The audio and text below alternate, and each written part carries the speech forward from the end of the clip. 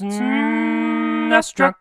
Hello, the SNES Classic has been out for a while. It's sold over 2 million units worldwide, and you can hack the thing to add whatever SNES or Super Famicom games you want. There's a link in the description that shows you how. Meanwhile, I've had more than a few people ask me to make a video like this, so here you go. I've just picked 13 games because otherwise I could go on all day, which would end up defeating the purpose of this video. These aren't in any kind of order either, just so you know. I should address very quickly here that I'm varying the selection here between all sorts of genres and gameplay styles, which means I'm not going to be picking any sequels for this video. I mean, that should be obvious anyway. If you like Mega Man X, then add X2 and X3. If you like Donkey Kong Country, then add the next two games.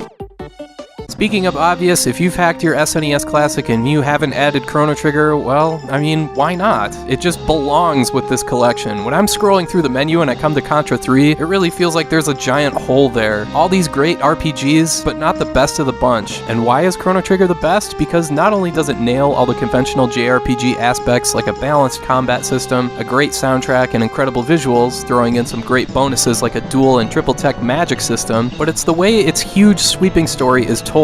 Everything from the main narrative, to the structure, to the big showdown with Magus, to the point where the game really opens up to all sorts of different paths for you to take. If you've never played Chrono Trigger, a hacked SNES Classic is as good of a time to start playing it as any.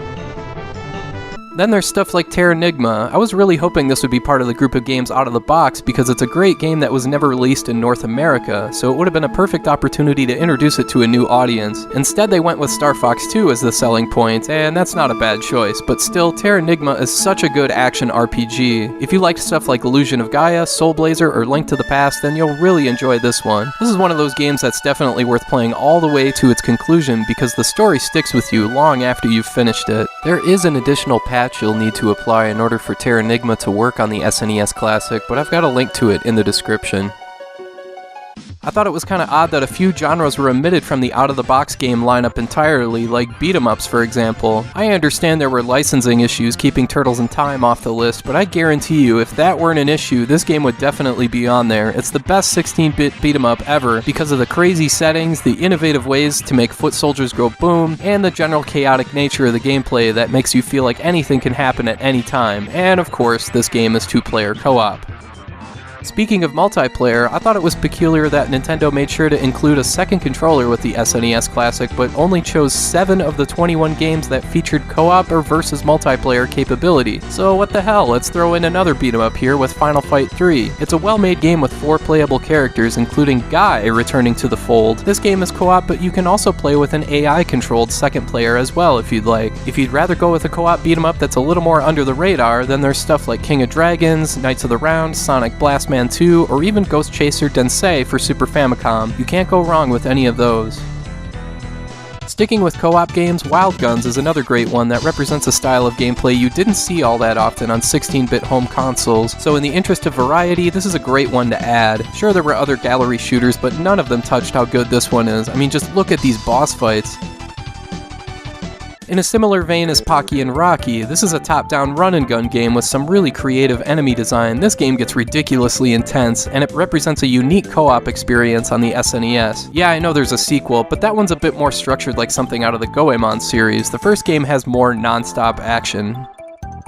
Shoot-em-ups were also ignored when putting together the SNES Classic package, and if you want to add one, you cannot go wrong with Space Megaforce. Even if you're not into games like this, it's a great one to add because if you suck at shoot-em-ups, it's still a forgiving and player-friendly game. That's because the balance of speed is so well done here, along with the sheer amount of weapons you can pick up and upgrade as you progress. None of that infamous Super Nintendo slowdown here either. This is probably one of the 20 or 25 best SNES games period, so it belongs here. And if you want more shoot-em-ups, there's always stuff like Axelay, UN Squadron, or Macross Scrambled Valkyrie for Super Famicom. Strangely enough, puzzle games were mostly ignored on the SNES Classic too, unless you count Kirby's Dream Course. But in my opinion, the most glaring omission from the SNES Classic lineup is Tetris Attack. Despite the wonky title, this game really doesn't have much to do with Tetris. It's such a well-made puzzle game with a clever and intuitive combination system. This is one of those games that's really easy to pick up, but really tough to master. And yes, of course, this is two-player versus as well, which makes it that much better. If I could remove any one game from the SNES Classic lineup, it would probably be F-Zero. It just doesn't make much sense to have a single-player racing game in there. A better choice would be Top Gear, not only because it's two-player, but because it still has that fantastic sense of speed F-Zero has, with a similarly outstanding soundtrack. Plus, I like dealing with a fuel meter rather than a damage meter, because it leads to stressful moments like just barely petering out at the finish line. That's fantastic. I gotta mention sports games, and yup, it's gonna be the same sports games I always mention. Ken Griffey Jr. presents Major League Baseball, NBA Jam Tournament Edition, and NHL 96. If you need an American football game, go with Tecmo Super Bowl, and if you need a soccer game, go with International Superstar Soccer Deluxe. Each one of these are arguably the best of their kind on the SNES. They're all accessible to all kinds of players, and they're games you can get into even if you don't like sports, especially stuff like NBA Jam. I mean, how can you not love this?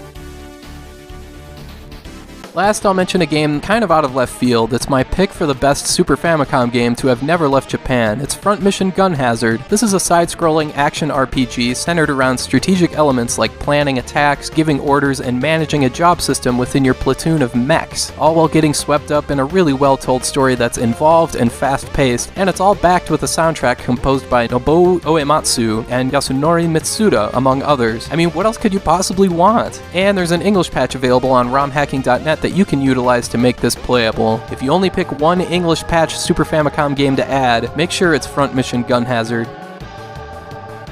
Alright, that's all for now. I want to thank you for watching, and I hope you have a good rest of your day.